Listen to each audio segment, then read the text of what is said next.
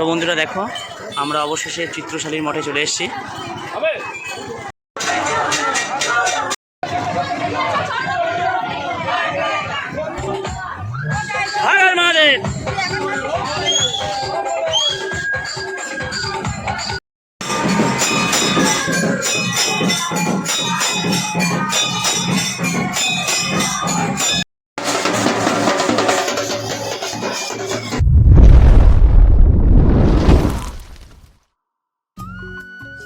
Hello guys, welcome back to our channel Raju and Barna vlogs. তো দেখো, আমরা রেডি হয়ে এবার বেরিয়ে পড়েছি আর আমরা যাচ্ছি রেডি হয়ে এখন যাব মঠে।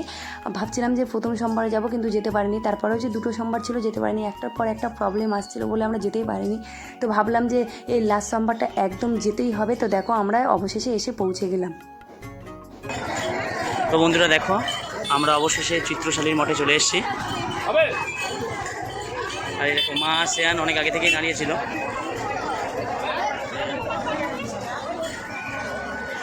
দেখো কত ভিড় হয়েছে আজকে। এখন তো কমে গেছে, কেন অলরেডি এখন 3টে বেজে গেছে, আমরা একটু লেটে এসেছি। দেখো কী পরিমাণ ভিড়।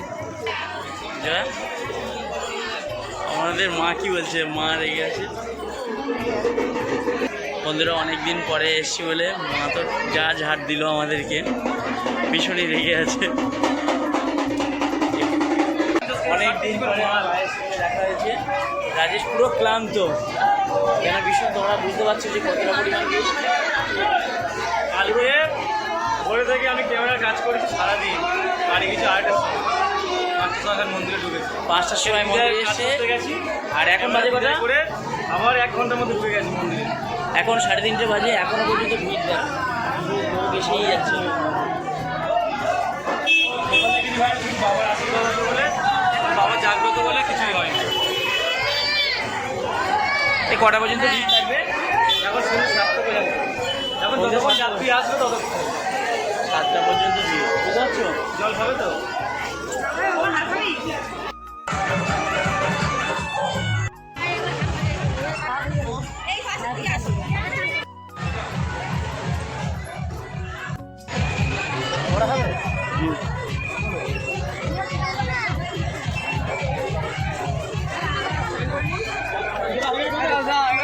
হ্যালো,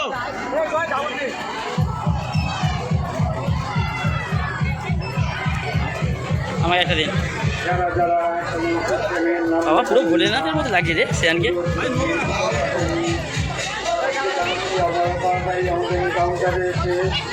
জয় বাবা শিবশম্ভু।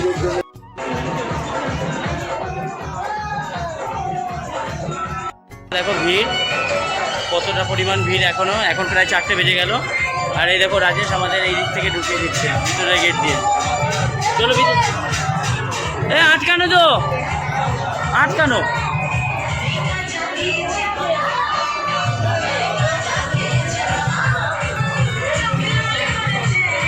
চলো।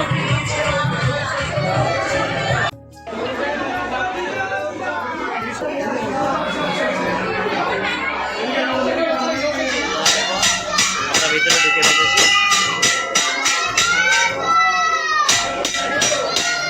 চলো ওদের দিকে ঢুকো।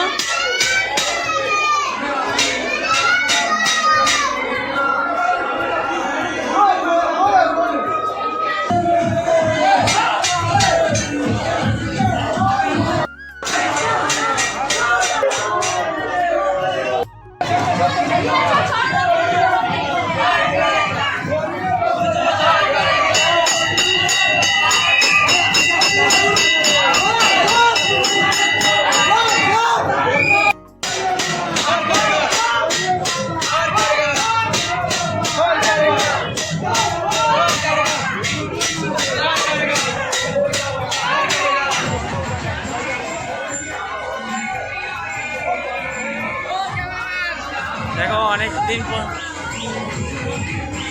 বন্ধুরা, দেখো বাবার সঙ্গে অনেকদিন পর দেখা হয়েছে বন্যা।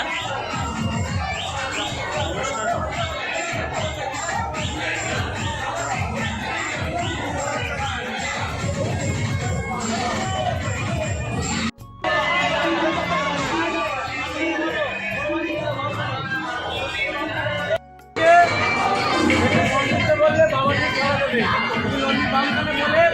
শ্রাবণ মাসের শেষ সোমবার আজকে সবাইকে বলছি। এবার না রাজেশ কি বললো শুনতে পেয়েছো?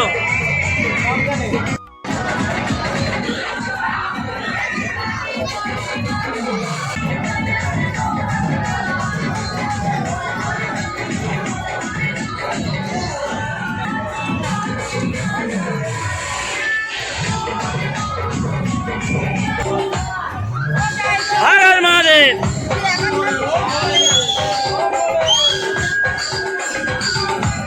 দেখতে পাচ্ছ শুধু বাবার ভক্ত না।